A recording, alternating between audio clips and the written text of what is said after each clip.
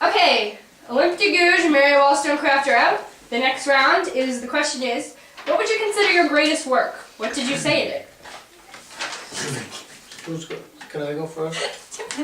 It's Adam Smith back here again. My greatest work was The Wealth of Nations, which I published in 1776.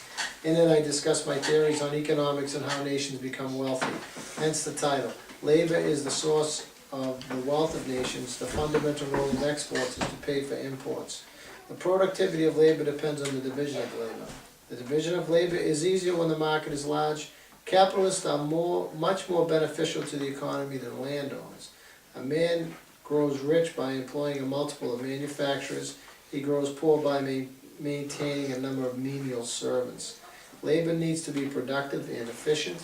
Capitals are increased by parsimony and diminished by prodigality and misconduct. Highest rates of economic growth would be achieved by distributing large incomes to the capitalists, who save and invest, and low incomes to the landlords, who spend money on menial servants and leave nothing behind them in their return for their consumption. Jean-Jacques Rousseau, next. My greatest work was The Social Contract, which I published in 1763. In it, I talked about how I do not believe in divine right in my beliefs in society. Man is born free, and everywhere he is in chains. Slavery is unjust and wrong. No man has the right to own another. All the qualities of the general majority will still reside in the majority. When they cease to do so, whatever side a man may take, liberty is no longer possible. Man is born God, but society causes him to become evil and greedy. My most famous work is on the Spirit of Laws, which was published in 1748. In it, I said that in every government there are three sorts of power: the legislative, the executive, in respect to things dependent on the laws of nations, and the executive in regards to things that depend on civil law. I believe that government becomes tyrannical when legislative and executive powers are put under one person, and they have the ability to pass whatever laws they want. No one person should be put in charge of all power, for they become oppressive. The legislative power should be entrusted into a group of people, and they should regularly change members. The legislative has the right to stop the executive branch, and the executive branch has the right to stop the legislative branch from encroaching on their power. The army should depend on the executive branch. This system of government will keep everything fair and balanced. John Locke? I would consider my greatest work to be a second treatise on government, which I published in 1690. In it, I discuss my ideas on government. Sovereignty is in the hands of the people. People are equal and have natural rights. In the state of nature, natural law governs behavior. People take what they need from the earth and eventually develop trade and currency, then begins to settle in estates. People need to have natural rights and be protected by common laws and a power to enforce the laws. People need a power over them to protect property and liberty. The rule should only have power if it exists only to protect the people and their welfare.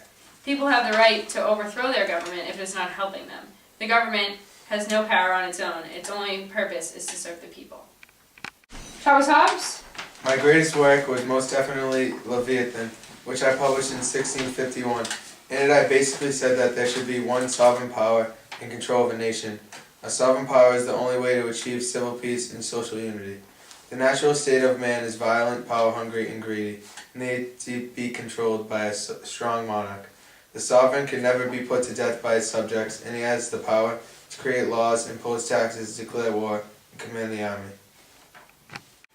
I would consider my greatest work to a treatise on toleration, which I published in 1763. And then I said superstition is to religion what astrology is to astronomy, the foolish daughter of a very wise mother. Religion was instituted to make us happy in this life and the other. In order to be happy, we must be just. I say that we regard all men as our brothers. Not only is it extremely cruel to persecute in this brief life those who do not think the way we do, but I do not know if it might be too presumptuous to declare their internal damnation. We should not discriminate based on beliefs. It is in a way silly because men are never all going to think in the same way. As long as a man is peaceful, he and his beliefs should not be left alone. Alright, this is the second elimination round. Vote off whoever you think is not going to help me out of the 5 people left here. Baron de Montesquieu gotta go. Baron de Montesquieu. Baron de Montesquieu. Baron de Montesquieu. Voltaire. Voltaire, Baron de Montesquieu, you are eliminated and you must leave. Wait, why am I eliminated? Thomas Hobbes voted you off. You need to leave. Oh, okay.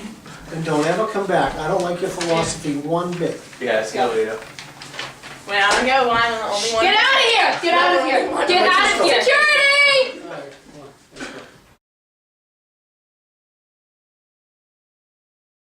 I like Baron de Montesquieu and all, but he just had no chance against me. Clearly, I have the best policy. Sometimes just gotta cut him in loose. Voltaire didn't really know what he was talking about, so he needed to leave, like he did. I don't believe in the separation of powers, so Montesquieu had to go, and Voltaire was just being an idiot. I guess they just don't want to be reasonable and tolerant. That's their loss. When their country breaks out into chaos due to violent overbeliefs, I hope they regret their decision. Like, come on, Thomas Hobbes, that guy's an idiot. Rousseau, that guy's just creepy. Well, I didn't know it was going to be like that. I mean, they obviously all just eliminated me because I'm the biggest threat. I have the best form of government. How else are you going to avoid corruption except for separating the powers? To be honest, I only eliminated Montesquieu because he was my biggest competition.